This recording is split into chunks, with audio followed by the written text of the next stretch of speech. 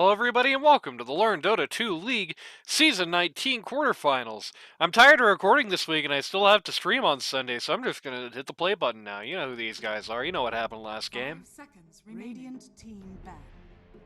Shenanigans, the Chon team taking on YSO series, the Jaso team. I'm alone again, which is why I'm in such a crabby mood. No Witch Doctor, says Shenanigans. Not a bad idea. Cerberix kinda owned on that hero. No Jakiro, says Jaso. Not a bad idea. That hero just owns in general right now. 5 seconds remaining. Radiant team back.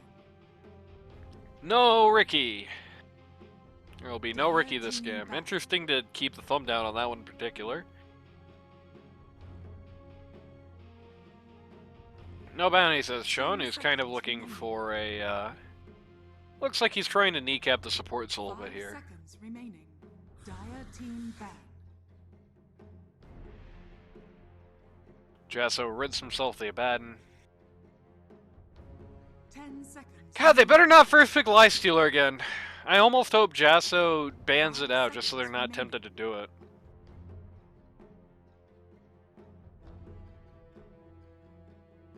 Radiant team back. Oh, there you go. I mean, I said that as a joke. That was to Chon's team's benefit, not to their, like, detriment, right? Like, that worked so poorly for them last time. Why would you not let them do it again? Radiant team pick.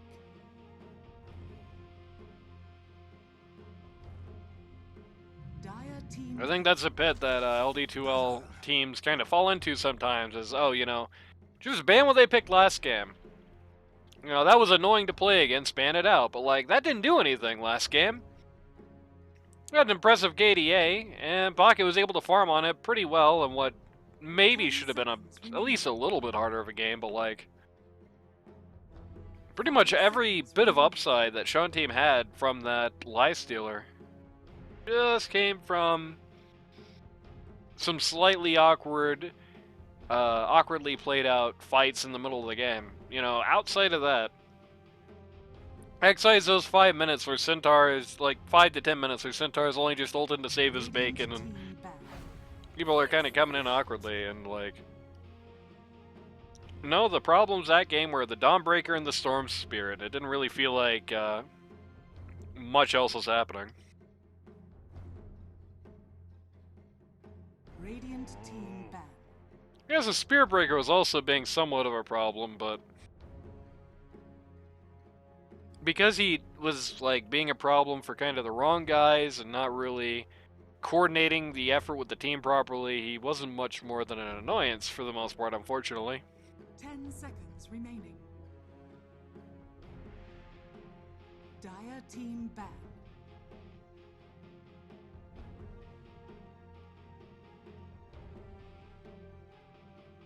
It was an interesting ban set, getting rid of the Jug, getting rid of the Ursa. Notably no ban on the Axe. So unless whatever they're about to pick is, like, god-awful and do the Ursa or something, I think I would have rather just gotten rid of that. 5 seconds. Especially since Why So Serious does not have last pick this round. So whatever you're picking that you're afraid of the Ursa, you could have just picked there and been okay with it. You could have just picked right before the next ban phase and been probably okay.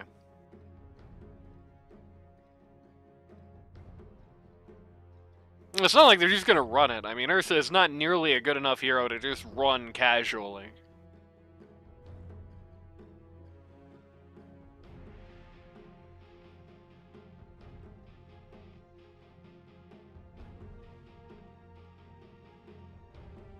Dire team pick.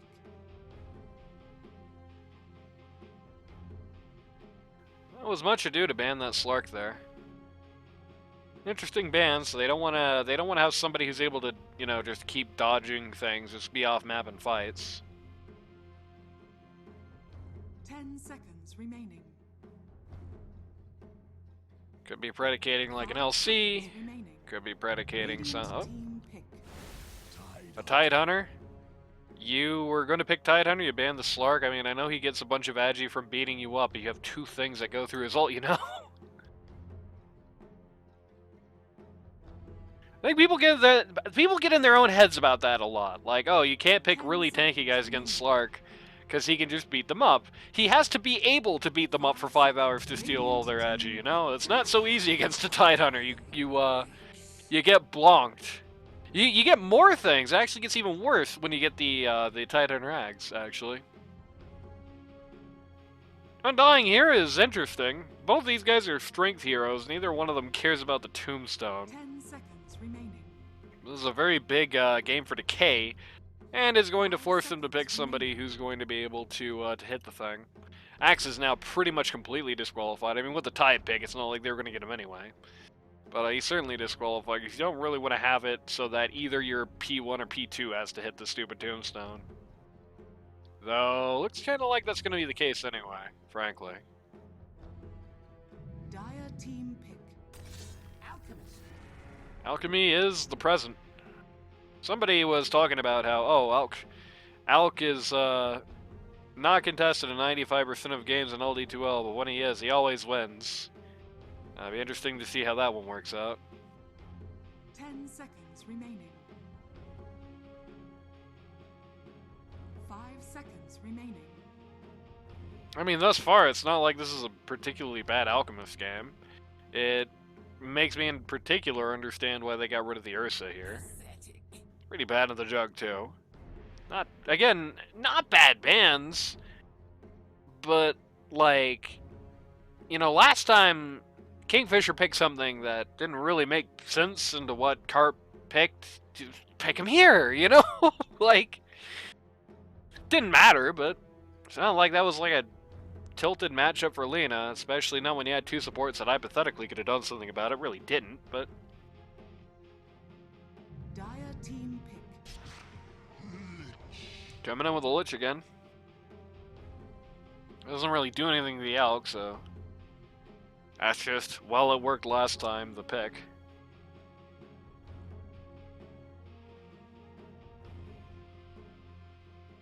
Seconds remaining. 5 seconds remaining.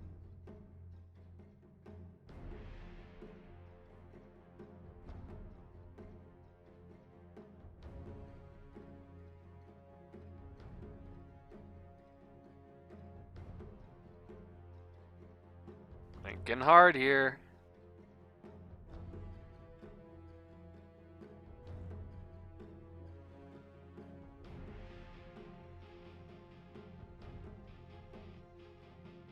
Gonna bust the entire reserve time here.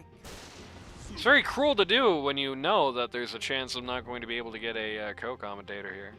So this is a little weird. It's a little hard to figure out exactly how this game is going to go. You're gonna make the assumption, I think, that that's going to be a Zeus mid.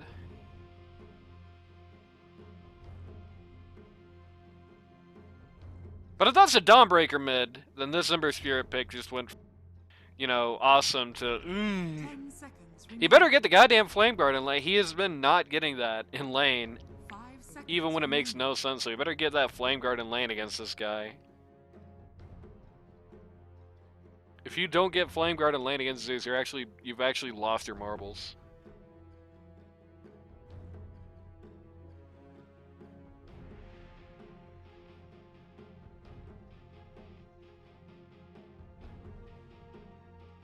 Dire team ban.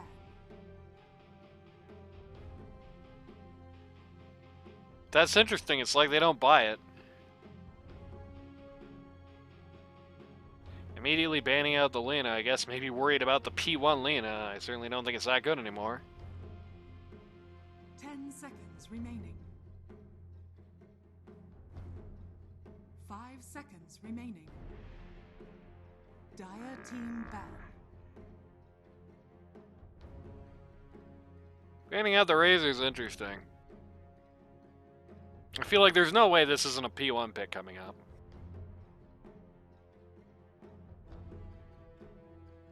It feels like, whatever it is, they're foreshadowing it quite heavily.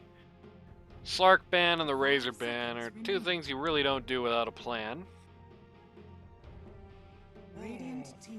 Throwback ban, okay.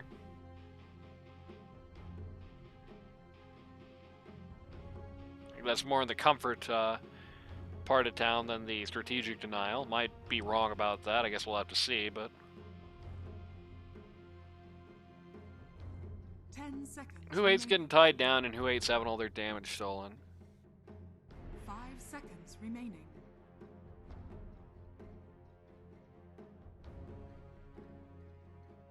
Spec isn't really good anymore, but that would make a lot of sense for Spectre, I think. Likes neither of those two things. Radiant team pick. That guy. That's a very smart ban, I think. Also hates those two things. Does have options against the Razor, but options that must be well-timed and the Razor kind of has to fall for.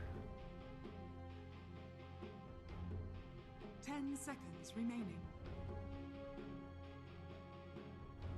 5 seconds remaining.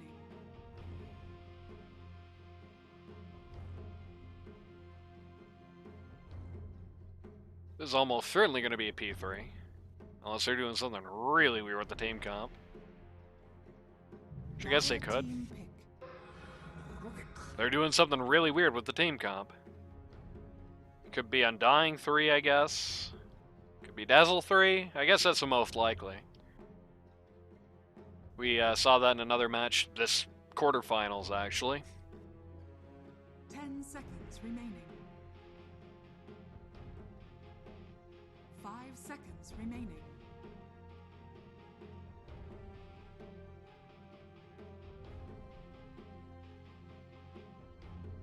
I don't know yet if I'm a big believer in the idea. Huskar, huh? I guess that explains to at least some degree. Okay, Kingfisher is the guy in the last game. I mean, I figured, but now we have confirmation. Yeah, it makes some sense with the bans, I guess. I really think they could have gone without the Slark ban, but what do I know? No, they're going to do... Maybe it's going to be roll swap between Giraffe and Pocket here? I don't know.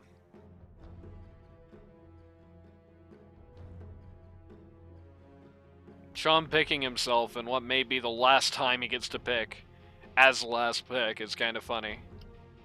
I mean, it's a great Rubik game. You gotta give it to him.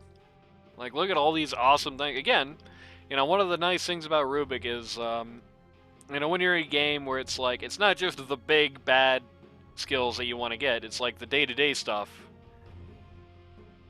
And he's got a lot of interesting day-to-day stuff to steal. They're going to do that P1 Tidehunter meme again. That's great.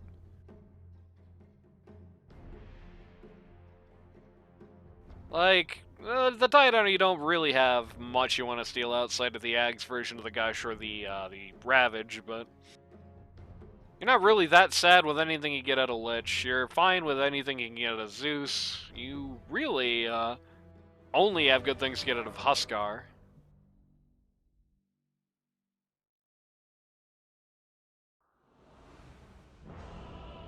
I can't believe that Big Boy LaCroix is playing for Tuvalu today. I think that's, I believe that would be the Themeless Void. There is that one. I don't know what, oh, Carpet Throne him too. That was his team from last season. He's repping that. A random clown is representing Wales, which I don't think is his team. Nope. It's Shen, which none of these guys have, or in fact, I believe ever had.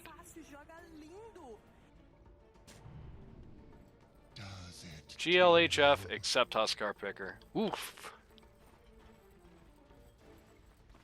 You can't say that after picking Huskar. Ban it, bro. Have honor. Watch your step. Oof. It's 6 feet down. 30 seconds to battle. That's not true, Kingfisher. You goddamn lie. You're gonna pick like dumb shit mid. You played Ursa mid and you're telling me I can only play two hit. Nah, fuck off with that. I saw the first half of the season. I'm not blind. Get out of here. They are going to fall on the big stupid watermelon here, but the sheer amount of defensive options that the team has is likely going to prevent this from being a full-fledged kill. Likely. Yeah, they're not quite going to get him. Frost Armor, even after the nerf, the Frost Armor is still quite a lot. But because everybody on rating was here, that means that the runes are actually probably going to go 1 for 3. I will say this Huskar pick is kind of disastrous. This team has no answers for that, and it's good in everything they have, right? Like, I think everybody was calling that the Zeus was going to be the mid. I don't think that the Ember Spirit would have come out of the War Carp otherwise. And I guess it just kind of goes into, like, yeah, there was no good reason to hold him back this game, was there? Like, they tried to be cute with the big counter pick, and look what it got them. It got them nowhere.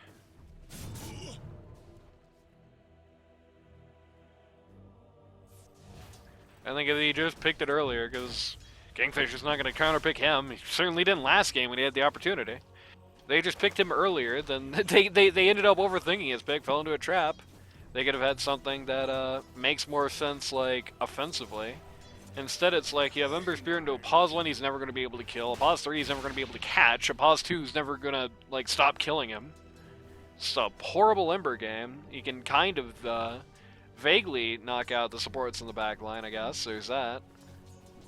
He can knock out the supports in the back line if he doesn't die 100 times in lane, which he might. Very, very good non-zero chance of that happening.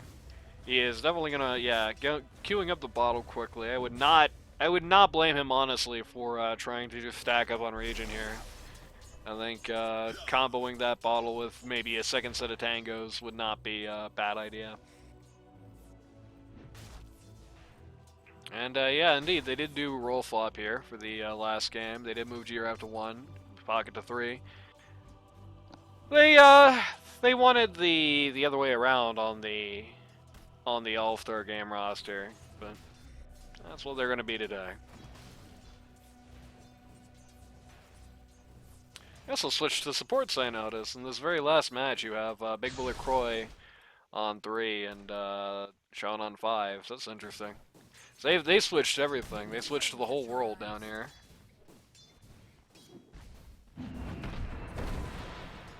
Not really exactly sure why. I don't know. Are they really that concerned? Oh, nice stun stacking. Might not matter. Ooh, just barely. Dawnbreaker getting away from that with 80 HP, but I don't know why they're that concerned with that. I mean, yeah, technically that's a double melee bot, but also neither of these guys can kill a tombstone within 3.5 days. And Undying, you know, is Q by nature anyway, whereas on the other hand, now you've got a lane up here with nothing that even looks like a stun. So, great. Drop the tombstone outside of the... There we go. Yeah, that was a situation where I think a bit of an earlier play there would have done a lot, but it doesn't really matter. They're still going to get the first blood here. And the zombie is going to helpfully just keep chasing down poor Sherbricks here. He's going to lose about half his HP pool. Yep. And sadly, that was his last tango. Pro tip if you're a support player against Undying. Buy... Stick is good. More tangos, because when he has a bunch of stacks of his Q on you and you eat a tango, it heals you proportionally for a good bit more. I think they changed to that at some point to make that not work, quote-unquote, right, but I don't think they committed to it. Juice has the infused raindrops.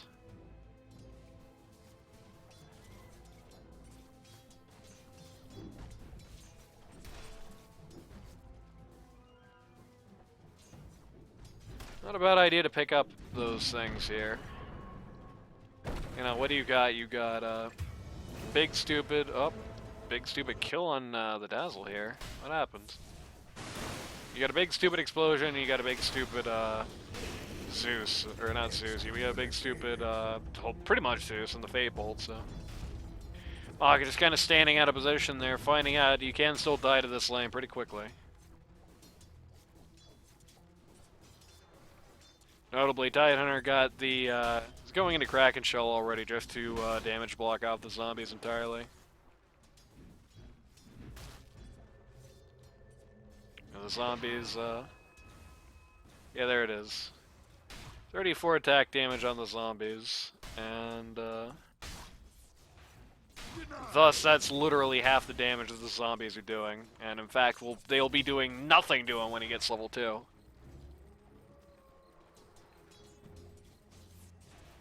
So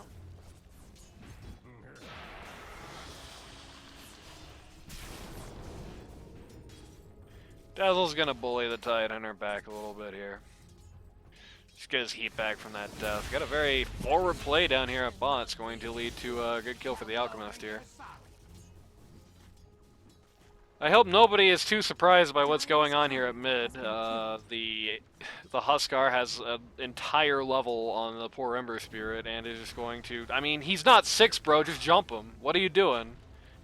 At least kill the... Just murder the catapult and jump him.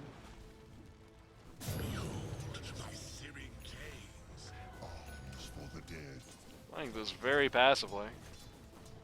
Kill the catapult and jump him. Push the wave and jump him. He'll die. I promise he'll die. Kingfisher, come on. Kill the catapult and jump him. Kill the catapult. You won't even get the last hit. Oh man, at least he'll go to double damage.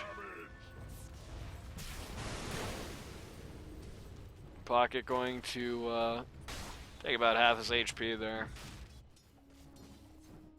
Huskar looking at top with this DD. I don't think I necessarily agree with that assessment, but that's what he's going to do. He's going to throw a bunch of spears at the Dazzle, who, yep, should die through the shallow grave. Big Boy LaCroix may be doomed, yep. He is gone. But he's back just as soon as he dies. Meanwhile, Alchemist gets another kill on the Dawnbreaker bot. Bad lane thus far for the Dawnbreaker. It's kind of funny, in a way. It feels like the Alchemist is having a better lane as a pause, like a kind of lane wimpy pause 1 into the Dawnbreaker than the Tidehunter, who's literally a pause 3, is having into the Dazzle up here.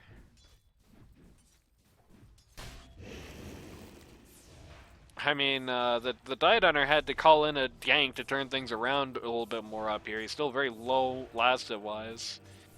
While on the other side of the coin, the Alchemist is getting kills whether or not there's somebody in this lane. Oh, Rubik also got the raindrops. Much less good for him. A lot of those raindrops are just going to explode from being hit over... Well, this used to be a really good lane for these two, but then they kind of forgot that they had no HP or mana there. That's really rough. That's bad supply chain right there. If neither of these guys have items. I think Alk was waiting for Chemical Rage to come up, but didn't quite get it in time. Just got level 6 moments before he died. So that's kind of awkward. That demolished a lot of their momentum out of this lane, but...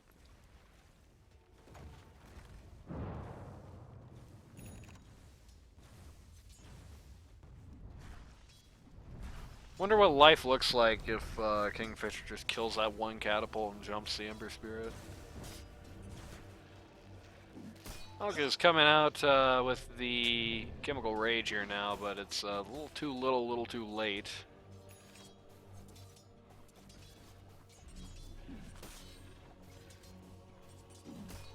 But it will be a nice little farming implement for him for the moment. And it's not like it's really got any real cooldown, just 30 seconds.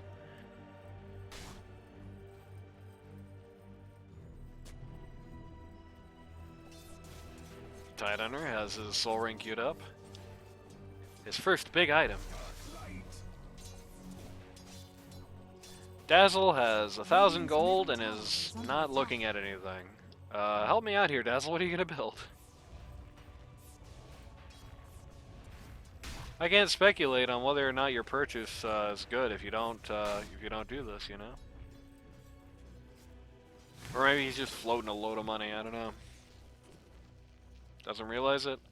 I mean, I'm assuming he's either saving for Blink Dagger or saving for the Slam and Strawberry off Ags, but... Two-man gank attempt here at Ember Spirit. It's a little too late for that now that he's got his ult. Didn't quite get the job done.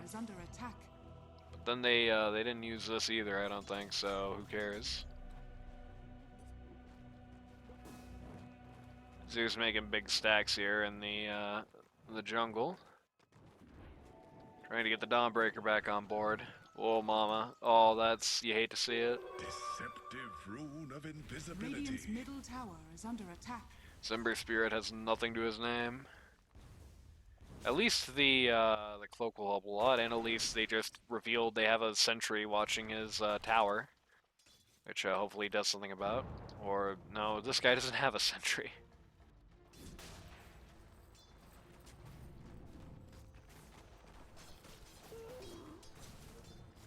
Constant war over this.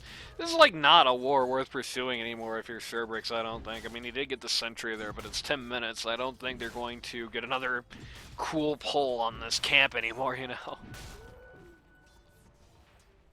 Might have been, I mean, I get it, but might have been unnecessary here. Okay, let's see this whole sequence of events here I bought.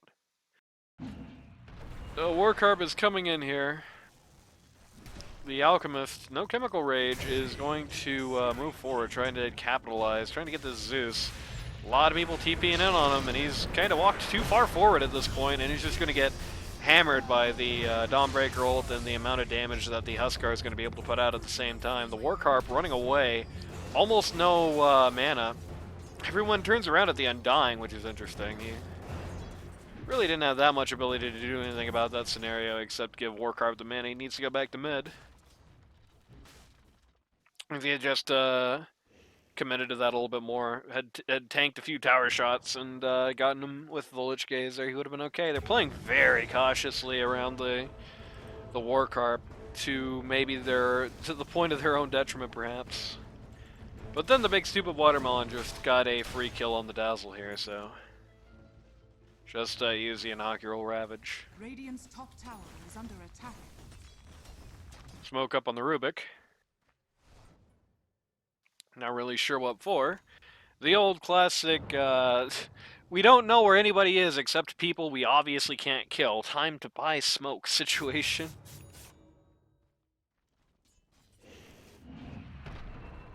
Dawnbreaker got a Vanguard going for the Heaven's Halberd here.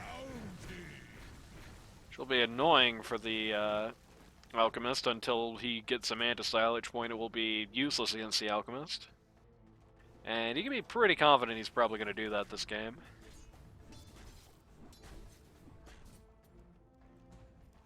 Dire are scanning.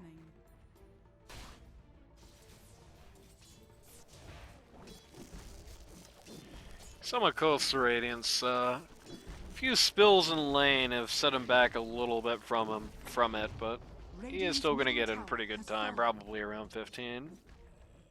So probably shy of 15 at this rate, because he has camp still to do here.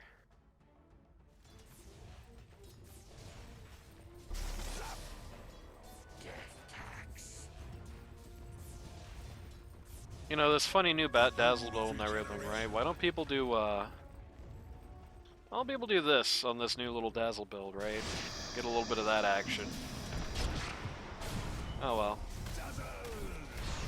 Dazzle's gonna get really hammered here. He's going to pop the Shallow Grave. They don't really have anything to deal with him at that point.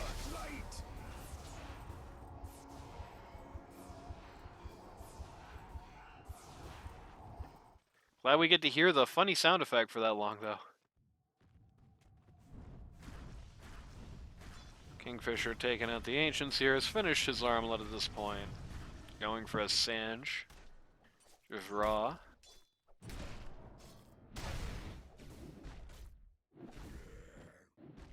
Yep, as predicted, 14 minutes on the Radiance, so like I said, shy of 15. Rubik making the world's largest stack here in the river. Rubik not making the world's largest stack in the river, sad. Trying to just... oh no. War. Man, that is not a long game runtime. Trying to just set up for the Alk here, and the Dazzle is also pretty good at doing these big stacks. It's a nice little bit of insurance. Like, you want to make stacks for your Alchemist, but if your Alk can't do them, or if they're like under too much threat, the Dazzle can do them fairly effectively. Dazzle. He's not going to do this one. He's going to leave it for Alk. What a nice guy. He's walking right for it, too.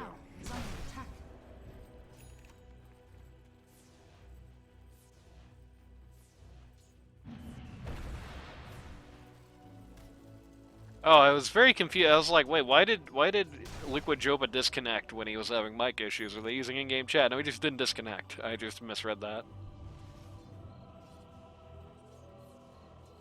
Albert finished on the Dawnbreaker,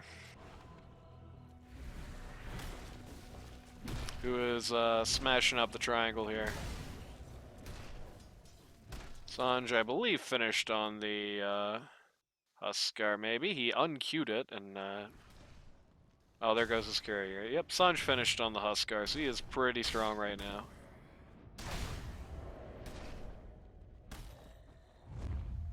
And he even has the old heal.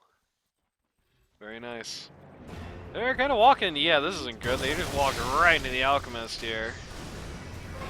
Dawnbreaker is going to come in to finish the job. They're going to use a Shallow Grave on him to no avail whatsoever. Lich Ult is going to very quickly take out the Undying, is going to also lead to the death of poor Dazzle here. As predictably, Jaso is just completely ignoring these zombies that are doing literally no damage to him. Well, literally no damage. This guy can stand by Tombstone until he's 55 and they don't do anything to him except slow him down and make him upset. 3-for-0 trade here makes this a 3-11 game from 3-8, which is pretty imposing at this point. 2,000 gold lead. I don't really know what you do about the Huskar here, because it's not like the Alk is really good into him. It's kind of one of Alk's worst matchups. At least they didn't get the axe, I guess. Like, that would have been pretty bad. Alk, or not Alk, Huskar is going to walk next to Roche, and then he's going to walk into Roche. Meanwhile, Shirtless Zeus is going to town here. Has his phylactery already, looking at the Kaya. Ember Spirit, who is less valuable than the Zeus and nearly less valuable than the Undying at this point. You just gotta, I think you just can't be looking at kills right now. Like, you just gotta be looking at farms, you gotta be looking at camps, which is tough because you've got two heroes also farming on this Kingfisher. Oh my god, okay. Almost died to Roche there. That would have been embarrassing. But, with the Berserker's blood, he's going to be able to get back into it here.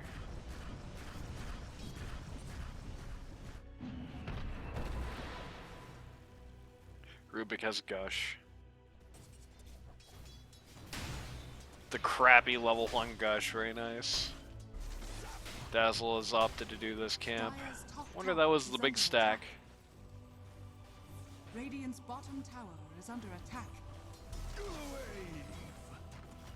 In fact, he likes that camp so much he's going to ignore this wave down here to finish it. Instead of just stacking the camp once and walking away from it. And so instead of getting 2 camps in 1 wave, he gets 1 camp and no wave. Alk is going to find the Zeus here. Pretty good guy to kill at this point. The Ember Spirit, desperate for something to do, is going to show up here. They're actually going to get him. But he's kind of forgotten that he needs mana to like do things in this game. Alk is just gonna die to the Huskar. Carp wants to deny himself on the Tormentor, but the Tormentor's not home.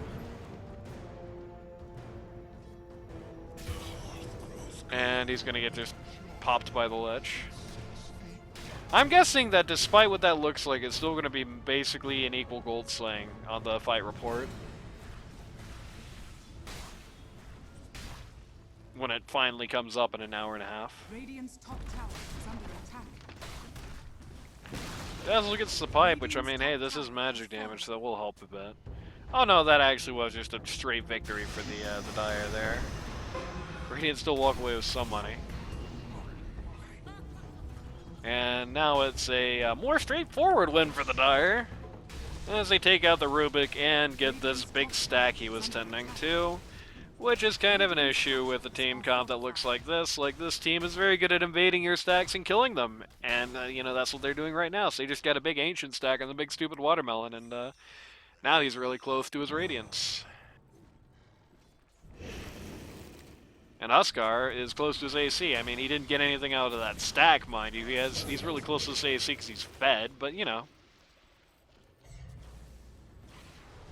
Man, imagine what it would have looked like if he had just killed that Catapult and Dove Carb when he was still level 5, right? That he would be like 7-0-3 right now. Radiant's middle tower is under attack. Doing a smoke play, this is the most non-committal smoke ever. I think they were just kind of hoping that Kingfisher's eyes would cross and he would just jump the Huskar there. Or that would be himself, so that's a really big hope if he ults himself. I think they were hoping he would just jump the Alchemist there just the second he came on vision and not get to do that. Kaya coming in on the Zeus. Which, holding out for his shard here. I mean, this team could just do Tormentor, I think. They wouldn't have any trouble with that. Pretty good chance he could get it for free at that point. AC will be up in about 800 gold. AC on the other side, on the Alchemist, is up like now. So it's kind of funny. The dueling ACs.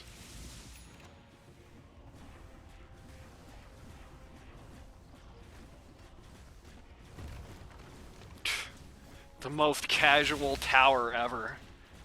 Guy just sits there and takes 9 tower shots. Wants to get rid of this Aegis, I guess, but his team is not in the position to actually do anything here. Dawnbreaker doesn't need to be, this guy does. Again, Carp just desperately trying to get something done here, just going on the Zeus here mid. And he's going to get away with it, but he's not going to get the kill.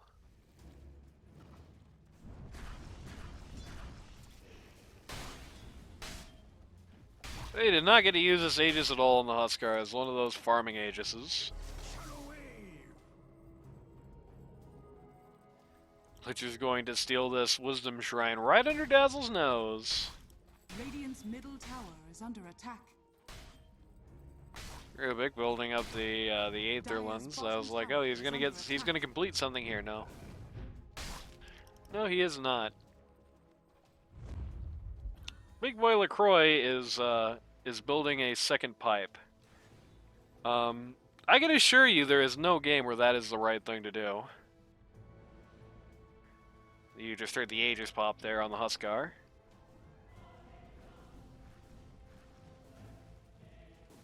This takes the other Wisdom Shrine to further this team's XP advantage. Gonna take the Tormentor here. Going to go to Lich. What a lucky fella. It's going to be a free 1400 gold for him, which means he is now worth more than the Ember Spirit. Yikes.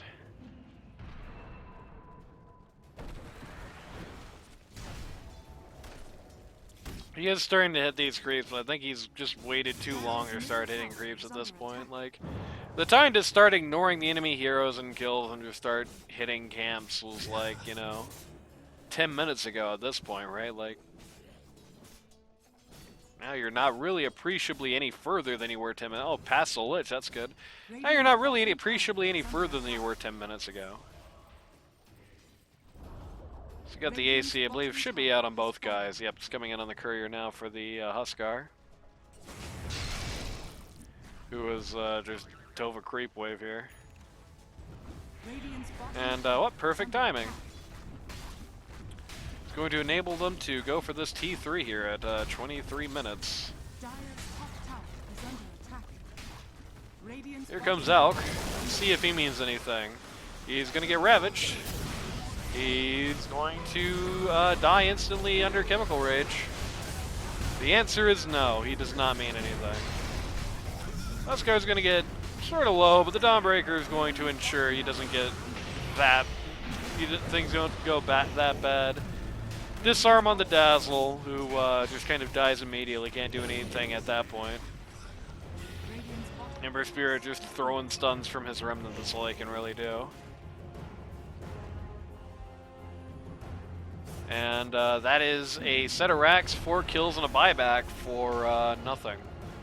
They lost 0 people in that.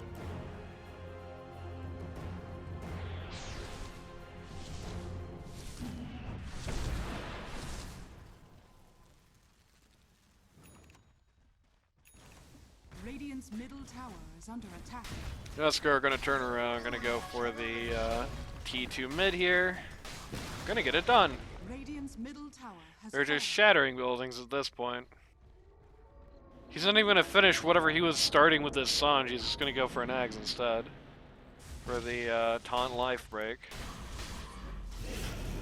They're like, this is Custer's last stand right here. Everybody is going in on the Zeus. They are going to successfully get him. Fisher, actually very low HP, is going to actually have the opportunity to turn around here due to the Greaves. Gets caught. Gets banged up a lot here, actually. Chemical Rage still has about a quarter left. Huskar is going to jump on and disarm the Dazzle, is going to kill everybody. Die back on Dazzle. Giraffe is now a man alone, has no more Chemical Rage, has no more life. Kingfisher, another kill, just going to get rid of the War Carp. 5 for 2. Astonishingly, the gold change actually not that bad. The Radiant actually makes nearly 1,500 gold on it, but they still don't want to continue the game. They're going home. GG. And that's it. No more shenanigans. Sorry for Scar. Victory. Radiant's middle I mean, it was a good slight. They immediately picked the Ember Spear. This team is going to be, just by how it's gone, is going to be building a lot on Warcarp. You had the slight with the Zeus, made them think you were picking the Zeus for mid, elicited the immediate counter pick, and then the counter pick was too short-sighted. That was part of it. Like, even in the world where it was Kingfisher on Zeus, it was still a bad pick, just because that's the only thing it did, is bully the Zeus out of lane. And maybe hassle him later on. It doesn't do anything to the big stupid watermelon. It doesn't do anything to whatever the hypothetical, presumably, pause 1 that they were going to bring out. It was already not going to be great when he did that. And then, instead of getting to at least bully the Zeus out of lane, you had the Huskar instead, which gives him no game. Could have given him even less game. Like, Kingfisher arguably gave him mercy here. Gave him even less game than that. Was horrific for the Alchemist. Just something that just completely preyed on that. The Pocket Dazzle, I mean, I don't mean to be that guy. I don't think he really knows what to do on this hero yet. How to play this new weird core Dazzle with the rework. Just awkward, just no good. And that's it. That's the end of the season for old Shenanigans. And this would usually be where I would do the rundown of this team. But instead, I'm going to do the rundown of the real Shenanigans.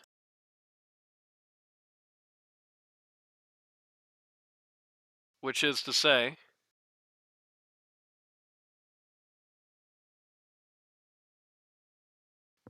the starting lineup of the team. So, starting with Pause One Coffee Cat. You put yourself into a corner this season. I think there is going to be a lot of these shenanigans. Well, I guess before we get into that, we'll look at this team as a team. The original Shenanigans lineup could have worked, and it never did because the draft never got good. Nobody figured out what they were supposed to be doing, what they were supposed to be playing, until late enough in the season that they were like 10 miles behind what everyone else was doing, basically. But that's pretty much the long and short of it. I don't think this team had to be, even if with the original lineup, even with the problems it had, I don't think it needed to be this bad. It's just an unfortunate situation where I don't think anybody on this team really could draft, and they certainly weren't. I don't think they had a single one. I don't think they had a single game this season where I didn't look at their lineup and say that's a bad draft, except for maybe Average P in Game 2 where they kind of slipped on a banana peel, right? Like, just nothing was going right for them this season as a result of that. It all just came back to that, and I think it just took them too long to get serious about that particular issue, and it never came around. Even when I started giving this team draft advice, it didn't really feel like it meant anything. It didn't really feel like the drafts were coming along based on that. Maybe I should have just gone in deeper, did more. I don't know. But this is a team that was last place due to draft. I think their original lineup is still, if I'm being blunt and honest, still probably a cut above the average Peen team at least. But didn't really get to see that in practice just because of that. I don't know. I can't be too harsh on it because it's not like this happened like on purpose. It's just like Chon is not a captain. He didn't want to be captain. He volunteered at the last minute to do the job. He had nobody in mind when he went into draft because he didn't know he was going to be drafting until 15 minutes to showtime. And I guess on that metric, at least winning a couple of games and having that big scrim against Luth at the start of the season is still something, but it's still kind of sad. This is a Germany team that didn't need to be. What can you do? Can't blame him. Just a tragic accident of what happened. So, original lineup. We'll start with Coffee Cat, worst enemy. Leaning too hard on that Bloodseeker early season. Just saying, I'm this guy. It costed you a lot. Just not having the confidence. The guy has like a pretty decently sized pool, right? Like Coffee Cat has like 4 or 5 heroes that he is pretty good on. When the patch came out, I think Sven became a bit more viable as a result of it. So he had that in his backpack too. He had a lot of options on both what heroes to pick, how to execute it, and how to deal with his team. And it felt like I don't know, maybe he just didn't want to be here from day one. Maybe he just didn't like the Mighty Midget. I heard there was I heard for myself a situation very early on in the season where Midget called a play, nobody followed up on it except Coffee Cat, and Coffee Cat was the one who dived for it. I don't know. Well, whatever happened with Coffee Cat, yeah, he was he was Schrodinger's cat. He was just in the box, man. It's like you got most improved 2 times. You won last season, right? Like you can do more. Well, not last season, season before last. You won season before last. You were the pause one on that team, and like you can do more than this, right? You're in the corner right now. Maybe it's like having an immortal brother will do that to you, but like you got to play with more confidence in this. You got to pick with more confidence in this. You got to play with more confidence in this. You can't say I'm the guy who can only play Bloodseeker and Wraith King and whatever. You're not going to win that way, and you didn't. Very unfortunate situation. Speaking of people who are their own worst enemies, US Danny. Um, I think there was like U.S. Danny was off roll this season. He was pause 3 the whole time, but it felt like every game was a situation where somehow or some way he was tripping on his own feet. He got in his own way. He said, "I can't do it." In his mind, he said, "I can't do it," and then he couldn't. Like the infamous Doom game where he gets really fed in lane and then transfers all that money to the enemy quap. I don't think that was a situation of US Danny like deliberately feeding. I don't think that was a situation of this is the best he could do. This is a situation of I must have lost my lane bad. I have a lot of money, that's just because I'm Doom. Who cares, right? He didn't realize he was a mile ahead of the pack. He thought he was just doing barely better than anybody else. It got to his head. He started getting stressed. He started trying to take farm that only a desperate person needs and threw the game.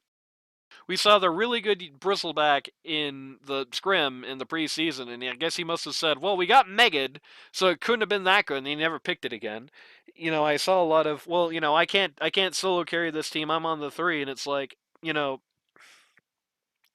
it's a self-defeating mindset. I think US Danny went through this entire season right up to the very end. There was no reason. He quit week 7. After week 7, this guy quit the team. Right? Like, he had this series left to play, and it was not even 30 minutes of his life, and he'd said, I'd rather be banned from a season of LD2L than play this series. Nothing. Just a self-defeating mindset. And he's going to be sitting out of the next season, and I think good. Like, he deserves it. You deserve it. For the extent to which you quit on yourself, it hit your team. Like, if you just, I don't know, if you just accepted your lot in life, tried to play your best, didn't get in your own way, and you didn't quit at a weird, awkward time and have them sub in a guy at the last minute, I think you could have done something. But you were the one who said you couldn't do anything, and you were the one who prevented it, and there's nothing else but that in your way, and that's sad. You could have talked to me! You could have talked to me! I don't know. Anyway, yeah. And Coffee Cat also deserves it for ghosting this team for 2 weeks to play Raid Shadow Legend during game time. Mighty Midget! Learn to stop talking. I'm sorry, my friend. There is a time where you must say, even if I think I am right, I must listen, and I don't think you're there yet. That was the biggest impact you had on your team this season. There was no end of DMs from the rest of your teammates that were just public statements or just them changing the way they played just on the way you communicate. There is a way you can be a good communicator, an effective communicator, a good shot caller, an effective shot caller, and there's a way you can kind of alienate everybody else on your team and make them think that you're not listening to any concern. Part of that is you need to work on your whys. That's a very important thing when you are trying to persuade anybody of anything. I think it's the most important of those basic questions. The thing nobody ever seems to get is your whys, and I have personally heard you, and you never do whys. You just say, this is the case, period. This should be a thing, period. This is wrong, period. And you're never going to sway anybody by doing that. That just makes you sound like you're stubborn. That just makes you sound like you're obstinate. You have to get better at actually explaining the position that you're laying out. You have to get better at not just going too hard on your team, because you definitely have points where you are just giving them a full broadside. I don't know if you really realize it. And you have to get better at accepting input from other people, at least giving it a try. You know, I guess this is kind of how the sausage is made type stuff here. But there were situations, especially very early on in the season, there were a lot of discussions in the Discord server that were basically amounting to, here's why things aren't working, and here's what we should do to turn them around. And your response was effectively, no, it looked like your position is, this isn't working, let's not change anything. Like, Teddy Roosevelt once said, in the time of crisis, the best thing that you can do is the right thing.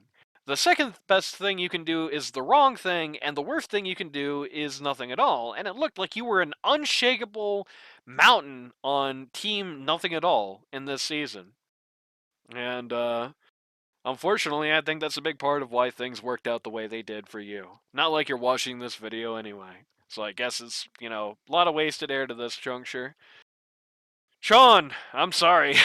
I was the one who got you into this mess, and I guess I didn't really clean it up well enough. Maybe I should have been. I was worried about coming off as too weird, or I don't know, sticking my nose too deep into the season. I don't know you all that well. I guess wasn't really that comfortable with sticking my neck that far in, and maybe I shoulda. Maybe I should have said, okay, this is weird, but got more involved. I don't know. Unfortunate situation to be in. You were clearly not captain material, but you don't need me to tell you that because you never wanted to be here. You weren't really trying to do this. I do think that it wasn't like you were derelict in duty. You did definitely try your best from what I saw. There were, you were having the right concerns at the right times, trying to do the right things. Just didn't come out the way it should have, because some people are just not meant to be there, especially not with not people who were in the lab 3/4 of the week or whatever. That didn't help.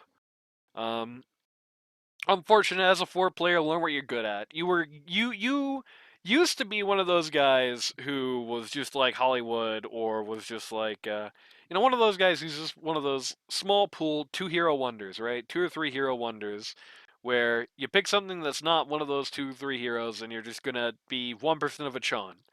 But you got past that, but I think you blew too far past it. You started going too far the other direction. You started picking these heroes that were more varied, more utilitarian in a wider pool, but you stopped doing the things that were your strength. You at some point along the way, you stopped picking this core of heroes that were what you were good at, which is being really annoying and being a really distracted presence and making the enemy team go crazy trying to kill you. It improved your KDA, but it didn't improve how your team's games went, and that, unfortunately, in a league game, that means a lot more. I think going back to basics and saying, okay, what am I good at? And building the tree from there rather than what do I need to be good at? Which it feels like is where you're at. It feels like you're saying, I need to have more utility. I need. You don't need. You want. Going back to what am I good at and growing a tree based on that. Branching out from that core, that base core, is where you move forward from here. And finally, Warcarp. Be a captain again next season, and yeah, I mean, well, what else is there to say than that? There was clear rust. There were clear, like the first game, the region rune thing was very clearly because you hadn't played since the region rune change much. There was clear rust, and the rust needs to be shaken, but rust can be shaken. It wasn't really shaken yet. Rust can't be shaken. We saw the sparks of life. But you're just keep getting wasted over and over, unfortunately. Not to blame Chon, but you didn't need you didn't need two mids on this team. Getting wasted repeatedly. I guess be a captain again, because that seems to be your only protection. I don't know. Unfortunate season. If you were somebody you know wants to learn Dota 2 at a casual, more competitive level, go to ld2l.gg to sign up today. It's too late to get into this season. I mean, this team isn't going to need any new players after all. But queues are popping everywhere you look. We'll be seeing in-houses once the season is over.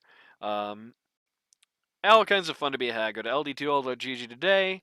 Click the link to that Discord server, and don't forget to take a look at that All-Star vote, too, mind you. All-Star vote currently underway. We'll be wrapping up after finals, so make sure to do that. Make sure to go to ld2l.gg. Make sure to have some fun. We'll see you this Sunday for Trash Boat versus Jaso, which will be determining who goes to finals against Gotham.